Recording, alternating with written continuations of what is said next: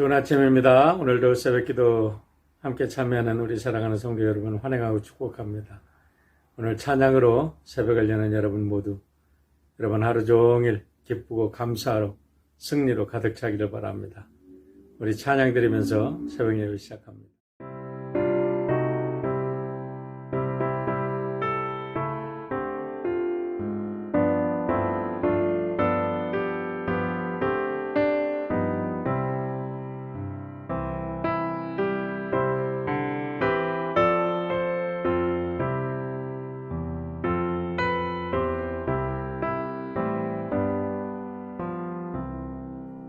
주 날개 밑 내가 편안히 쉬네. 밤 깊고 비바람 몰아쳐도 아버지께서 널 지켜주시니 거기서 편안히 쉬리로다. 주 날개 밑 그 사랑 끈을 짜니뇨. 주 날개 밑에 쉬는 영원히 거기서 살리. 주 날개 밑 나의 피난처 되니 거기서 쉬기를 원하노라. 세상이 나를 위로치 못하나 거기서 평화를 누리리라. 주 날개 밑 평안하다. 그 사랑 끈을 짜니뇨. 주 날개 밑에 쉬는 영원히 거기서 살리.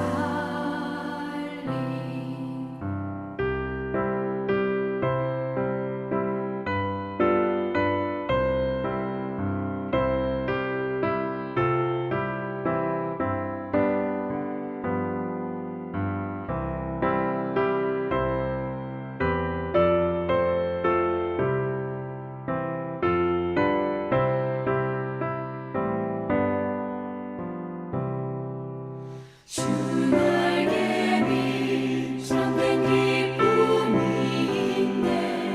고달픈 세상 길 가는 동안 나 거기 숨어 돌보심을 받고 영원한 안식을 얻으리라.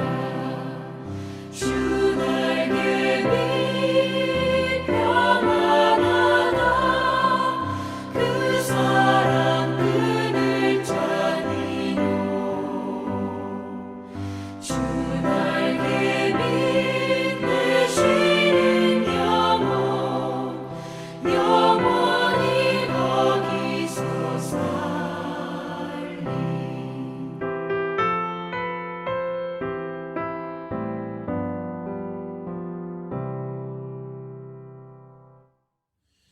우리 함께 기도드리겠습니다. 자비로우신 아버지 하나님 감사합니다. 날씨가 많이 쌀쌀해졌는데 우리 사랑하는 성도 모든 분들 환절기에 건강 잘 지켜주시고 또 저희들 하나님이 주신 지혜로 건강 잘 지켜서 이 어려운 시간에도 날마다 기쁨으로 감사로 승리하는 경험을 하게 하시고 하나님의 말씀에 순종하여 오늘도 하나님과 동행하는 귀한 축복이 있도록 인도하여 주시옵소서. 말씀으로 세상을 창조하신 하나님, 말씀으로 우리의 심령을 새롭게 하시고 새로운 부흥의 역사를 일으켜 주실 줄 믿고 감사하며 예수님의 이름으로 기도하옵나이다. 아멘. 예레미야 42장. 모든 군 지휘관과 가레야의 아들 요하난과 호사야의 아들 여사냐와 가장 낮은 사람으로부터 가장 높은 사람에 이르기까지 온 백성이 모여서 예언자 예레미야에게 간구하였다. 예언자께서는 부디 우리의 간구를 받아주시고 여기에 남아서 우리 모두를 위하여 예언자님의 하나님이신 주님께 기도를 드려주십시오. 예언자께서 지금 보시는 바와 같이 많은 사람 가운데서 이제는 우리만 겨우 남아있을 뿐입니다. 그러니 예언자님의 하나님이신 주님께서 우리가 가야 할 길과 우리가 해야 할 일을 우리에게 알려주시도록 해주십시오. 예언자 예레미야가 그들에게 대답하였다. 잘 알아들었습니다. 여러분의 간청대로 내가 여러분의 하나님이신 주님께 기도를 드리고 주님께서 응답하시는 것을 아무것도 숨기지 않고 모두 여러분에게 알려드리겠습니다. 그들도 예레미야에게 약속하였다. 진실하고 신실한 증인이신 주님을 두려워하면서 맹세합니다.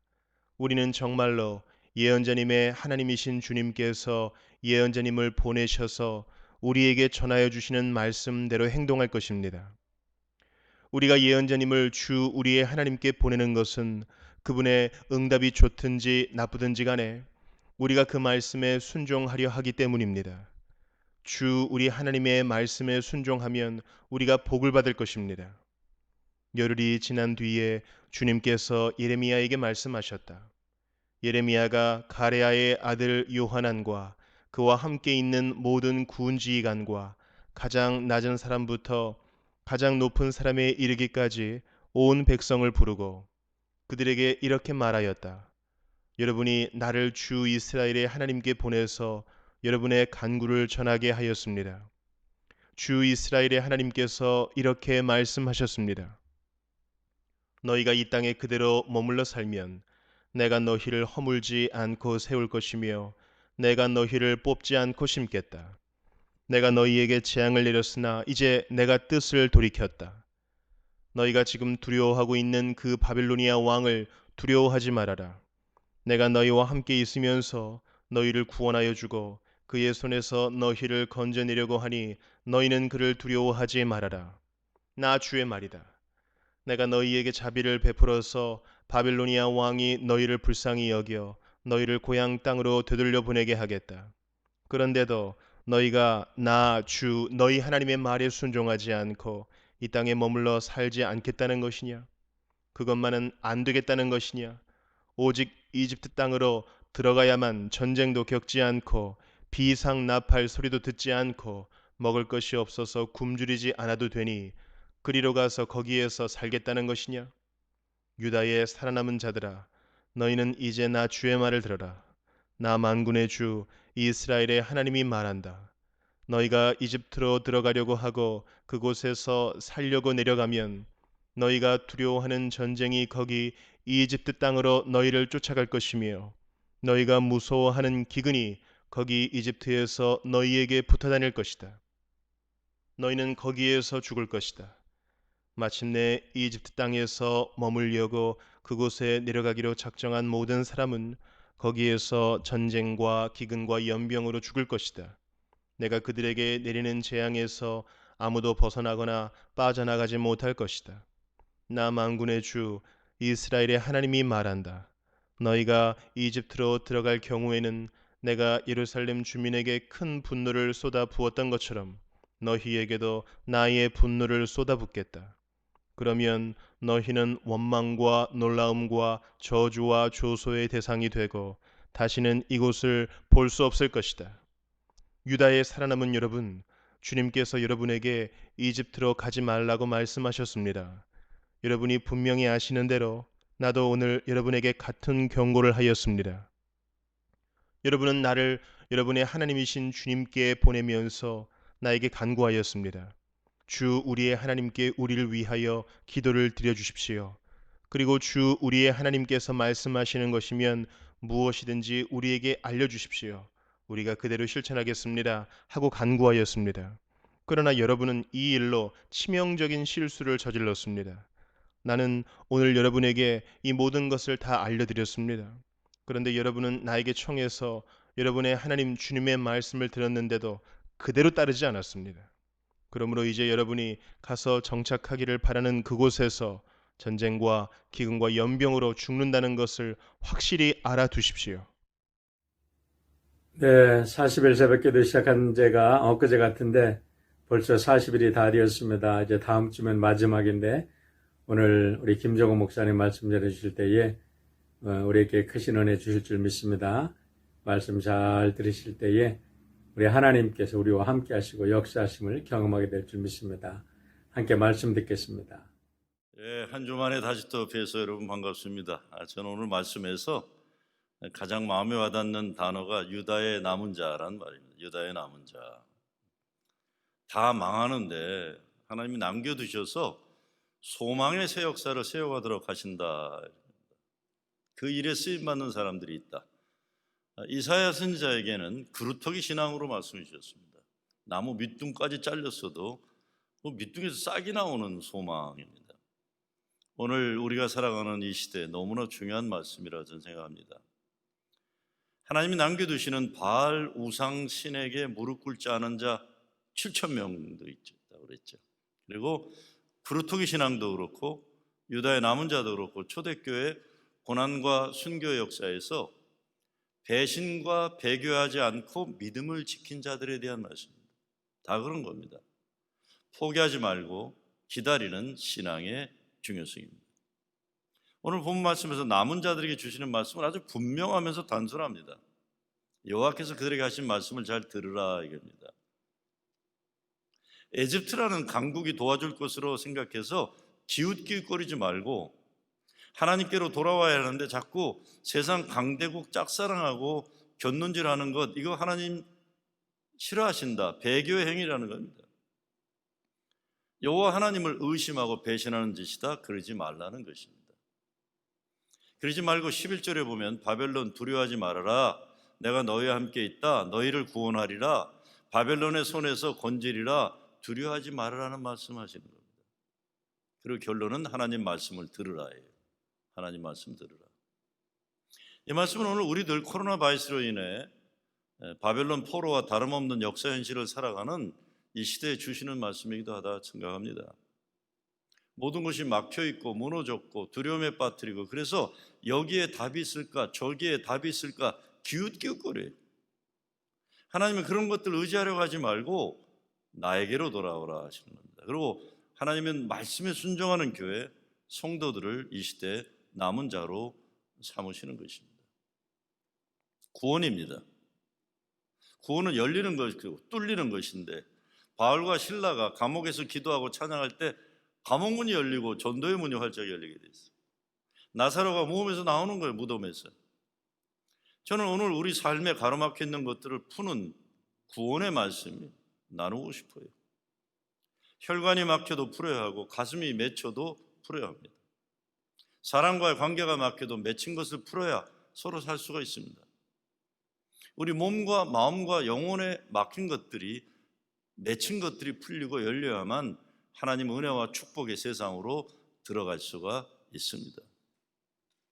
제가 몇 주 전에 이번 집회 말씀 나누는 가운데 나성판 한국일보 여기자의 세상 읽기란에 권정희 기자가 쓴 절망의 늪에 빠졌을 때라는 제목의 글에 대해 말씀드린 적이 있습니다. 그분이 쓴 글의 결론만 읽어드렸는데 그런 글을 쓰게 된 동포사회의 현실이 어땠다는 것을 한번 오늘 잠깐 소개하고 싶어요. 이렇게 썼어요. 오래전인데 나성 서라버 식당이라는 곳에 40대 후반 남성이 식당 주인을 총으로 쏴 죽이고 자기도 죽은 끔찍한 사건에 대한 이야기를 시작하면서 재혼한 40대 여성이 남편을 총으로 5방이나 쏴 죽인 이야기를 포함해서 총으로 사람을 죽이는 일이 너무 많아지는 한인 커뮤니티의 문제를 지적했었습니다. 그러면서 이런 말을 했었습니다. 불교에서는 생로병사를 인간사 4가지 고통이라고 하지만 세상의 고통이 그뿐이라면 얼마나 간단할까? 늙고 병들고 죽는 고통의 기본가지 외에도 숨이 콱콱 막히도록 힘들게 하는 고통의 격가지들은 많이 있다. 실직으로 인한 암담함, 감당할 길 없는 페이먼트, 배우자의 폭행, 외도, 도박, 약물 중독 등 비행, 실연의 충격, 사기, 배신으로 인한 파상 등 복잡해진 세상살이만큼 다양한 일들이 우리를 절망의 늪으로 내몬다 그랬습니다. 이에 대한 결론으로 쓴 것이 절망의 늪에 빠졌을 때 두 가지를 명심했으면 한다. 첫째, 모든 것은 끝이 있다는 사실. 아무리 칠흑 같은 어둠도 때가 되면 새벽빛에 밀려난다. 둘째, 목숨이 살아있는 한 끝은 아니라는 사실. 어떤 상황에서도 희망은 있다. 희망을 보려는 마음만 있다면. 제가 2주 전인가 이 결론 부분만 말씀드렸었죠. 오늘 여러분을 절망의 늪으로 내모는 인생의 현실들은 무엇입니까? 어린 시절 제 아버님이 휘문고등학교 영어 선생님이셨는데 당시 군사 독재 치하이기도 했지만 당시 남자 어른들의 삶이 60년대 삶에 막힌 현실, 절망의 늪을 푸는 방법을 저는 어려서 봤어요. 그는 돼지 삼겹살과 소주 한 잔으로 푸는 거였어요. 내가 어려서도 아버지에게 아버지 예수 믿는 사람이 왜 술 마셔? 하면 아버지는 항상 내 목구멍에 막힌 백묵가루 그렇게 쓸어내려 해서 그렇다 하셨어요. 백묵가루만 쓸어내리려고 그러셨겠어요? 인생에 답답하게 아프게 막힌 그런 나라의 현실, 개인의 현실, 세상의 현실이 얼마나 많았으면 그랬겠습니까? 어떤 것들은 시간이 흘러야 하고 어떤 것들은 평생 없어지지 않을 수도 있어요. 그런데 세상 어떤 것으로도 절대로 풀리지 않는 것들이 있습니다. 성경에서는 이런 문제를 견고한 진이라고 얘기합니다. strongholds. 특별히 영적인 견고한 진들은 쉽게 무너지지 않습니다. 죄의 문제이기도 하고 우리를 기죽게 만든 어떤 나쁜 그리고 아픈 경험일 수도 있습니다. 가정들도 가정의 뿌리 깊은 견고한 진들이 무너져야 그 가정이 하나님 축복 가운데 형통할 수가 있어요. 꽉 막혀 있으면 하나님과 소통이 안 되는 가정, 형통하기 어려운 거예요. 하나님 자녀로서 누려야 하는 사랑과 은혜의 삶을 가로막고 있는 것들이 있습니다. 복음 안에서 누리는 자유를 박탈하는 어떤 묶는 것들입니다. 내 마음에 기쁨과 감사가 넘치지 못하고 오히려 걱정과 근심과 불안과 고통 가운데 살아남는 어떤 마음의 영적인 상태일 수 있습니다. 끊어야 하고 버려야 하는 나쁜 버릇들을 고치지 못하는 죄악을 사랑하는 생활일 수도 있습니다. 예레미야는 거듭거듭 이 모든 문제 해결은 하나님 말씀 듣고 순종하는 것이라 결론합니다. 왜 그분의 말씀을 드려야 하는 이유를 말씀하는 것은 내가 너희를 구원하리라 지켜주리라 함께하는 하나님이기 때문에 그 하나님만 붙잡으려는 거예요. 바벨론이나 에집트나 쳐다보지 말고요. 성경은 하나님의 말씀이 믿는 자 속에서 역사한다고 증거합니다. 하나님의 말씀이 가만히 있는 것이 아니라 움직이는 에너지라는 거예요. 요한복음에 보면 예수님이 내가 너희에게 이르는 말이 영이요 생명이라 했어요.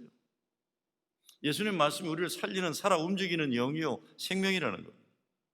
예수 믿는 사람들이 세상의 사탄마귀에 싸워서 넉넉히 이길 무기가 있는 거예요.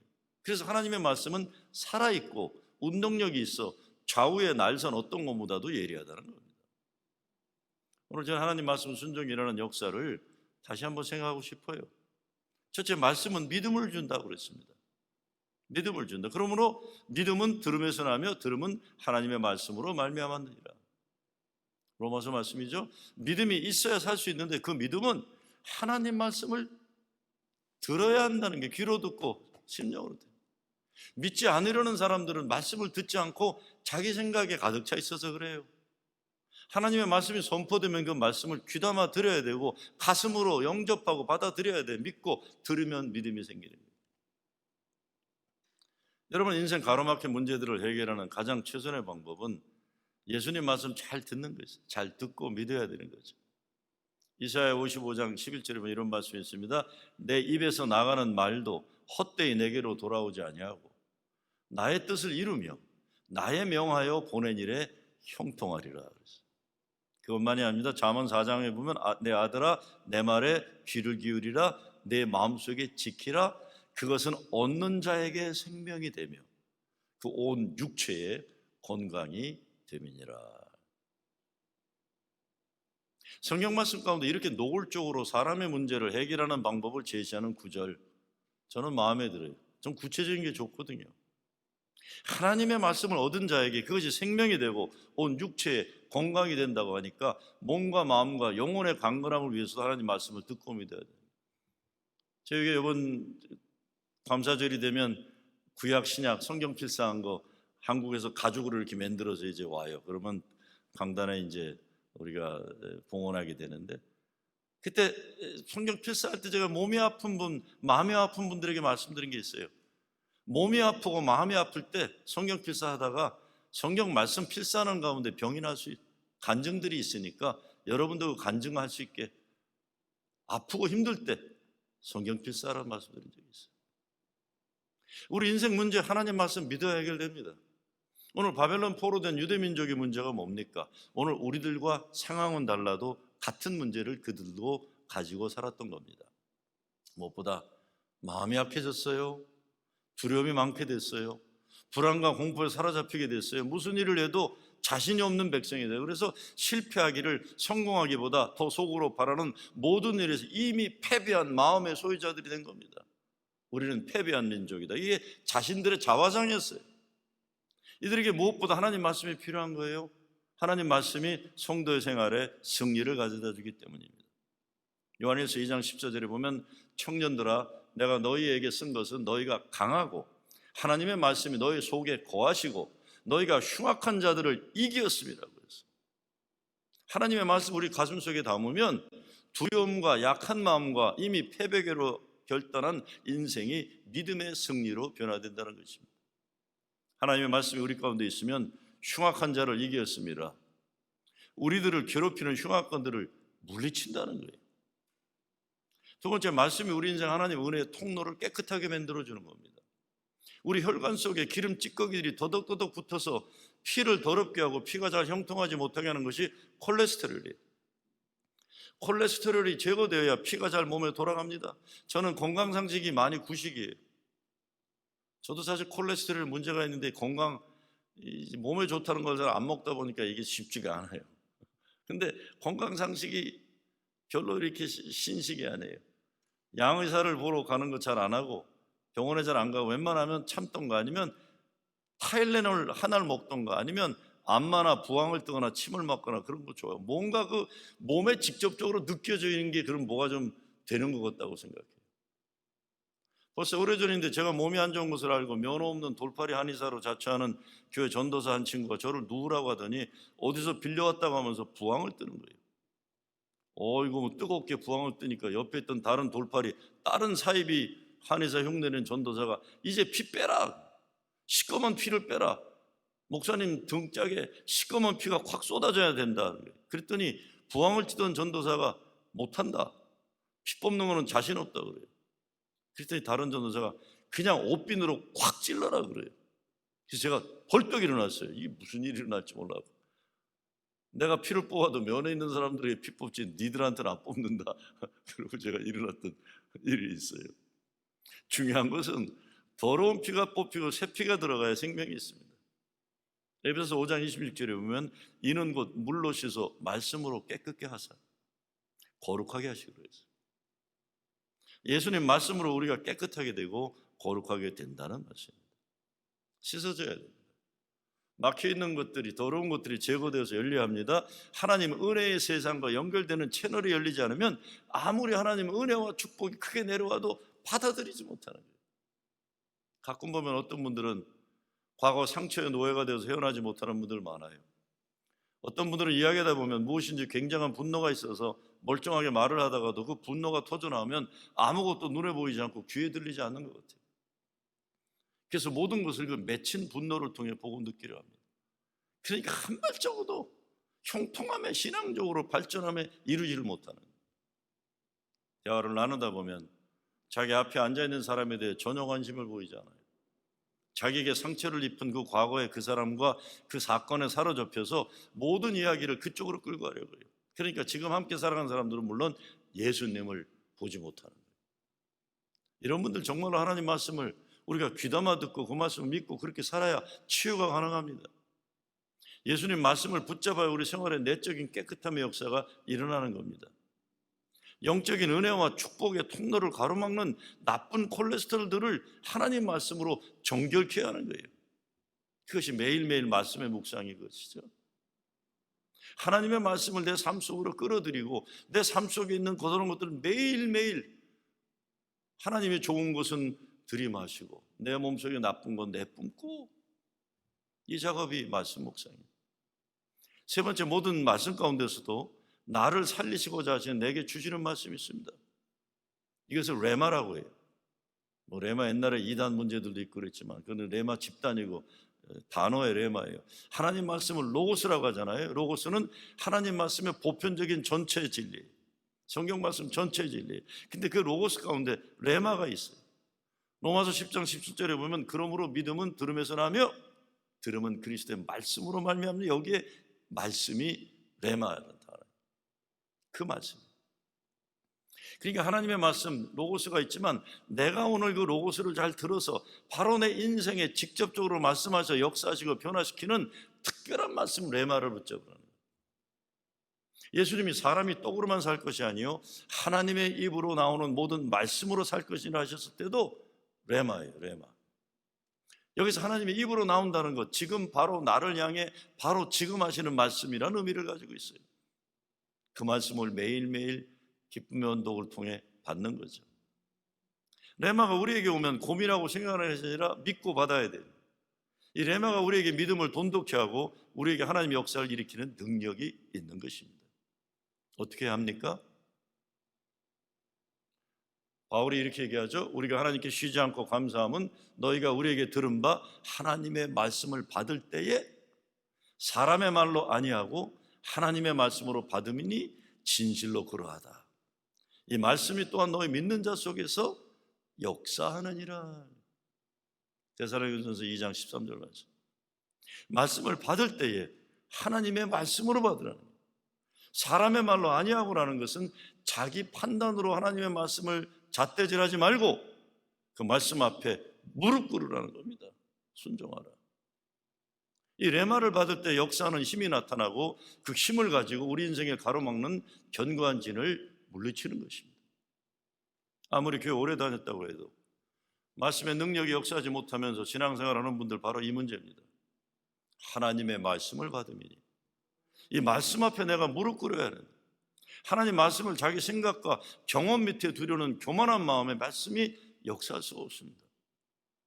교만이 가장 큰 영적인 견고한 진 가운데 하나예요. 말씀이 역사하시도록 겸손해지고 순종해야 됩니다.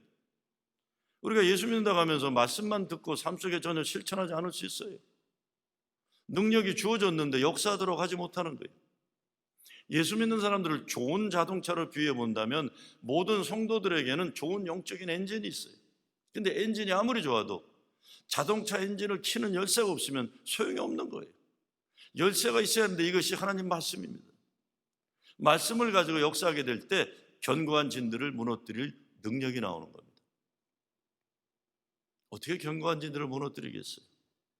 우리 인생 열등의식, 기죽능력, 피해의식, 사람 굿을 못하는 인간이라는 비난 때문에서 오는 좌절감, 이런 우리 마음을 하나님의 말씀으로 채워야 돼요. 누가 여러분에게 저 인간 구제불능이다 하면 한 귀로 흘려보내세요. 여러분, 교회라는 것이 이 바리새인들이 모여가지고 다른 사람들 죄 자꾸 지적하는 것이 아니에요. 우리는 우리가 가지고 있는 세상에서 들었던 나쁜 이야기들을 예수 그리스도 복음의 말씀으로 내 이야기를 다시 바꿔야 되는, 이게 우리 책임이에요. 그래서 우리가 책임져야 되는 건 하나님의 말씀, 예수의 복음을 내가 내 자신에게 들려줘야 돼. 세상 말 듣는 게 아닙니다. 나도 새롭게 변할 수 있다는 말씀을 믿는 거예요. 고린도후서 5장에 뭐라고 합니까? 그런즉 누구든지 그리스도 안에 있으면 새로운 피조물이라. 이전 것은 지나갔으니 보라 새 것이 되었도다. 하나님 말씀이 나의 생각과 마음을 붙잡아야 합니다. 세상 사람들의 말이 나를 사로잡으면 그것을 끝나요. 하나님 말씀에 내가 붙잡혀야 돼요. 제가 이런 말씀 드린 이유는 제 자신이 이런 문제를 가지고 살아왔기 때문에요. 저는 어려서부터 열등의식에 사로잡혀 살았어요. 겉으로 보면 멀쩡하지만 사람들에게 칭찬받는 걸 너무나 목말라 했고, 누가 뭐라 그러면 그것 때문에 잠을 못 자는 마음도 약했어요. 누구에게라도 인정받고 싶은 갈망이 컸고 그랬어요. 내 속사람 깊은 곳에는 열등의식과 관계되는 여러 심리적인 문제가 많이 있었습니다. 근데 정말 감사한 것은 저는 신학교에 들어가서 이런 것들이 치유받게 됐어요. 내가 졸업한 보스턴 신학대학원은 진보 신학의 원조라고 할 수 있어요. 그래서 신학교 첫 해는 내 신앙이 다 무너지는 경험을 해서 좌절에 빠졌어요. 내가 가지고 있는 신앙은 너무나 유치한 것처럼 생각이 됐어요. 근데 2학년 때부터 새롭게 성경에서 나를 만나고 성경에서 하나님 만나고 예수님의 교리적인 존재가 아니라 내 삶에 함께 하시는 주님으로 만나지는 경험을 하게 됐어요.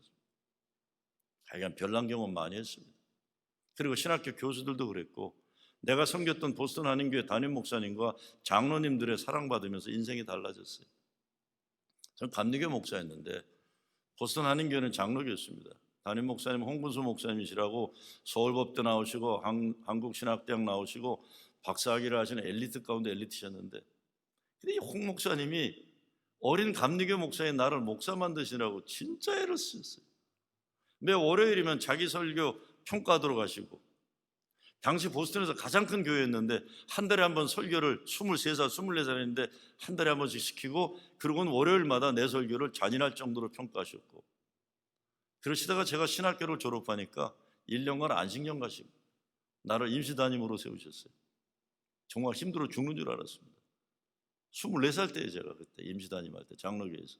근데 지금도 내 머릿속에 맴도는 목사님 말씀이 있어요. 설교 평가시키다가 김 목사 너를 보니 앞으로 감리교 미래가 암담하다. 목사가 되겠다는 사람이 이리도 실력이 없어 어찌할 거냐. 근데 그 말씀은 내가 제대로 목사 되기 위해서 채찍질 하셨던 거예요.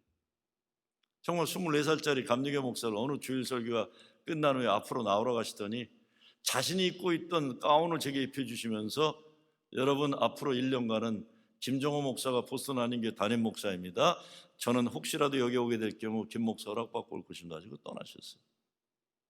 제가 설교를 잘 못하니까 제 아내는 매주일이면 목사님 빨리 오셔야지 난 정말 당신 설교 못 듣겠다.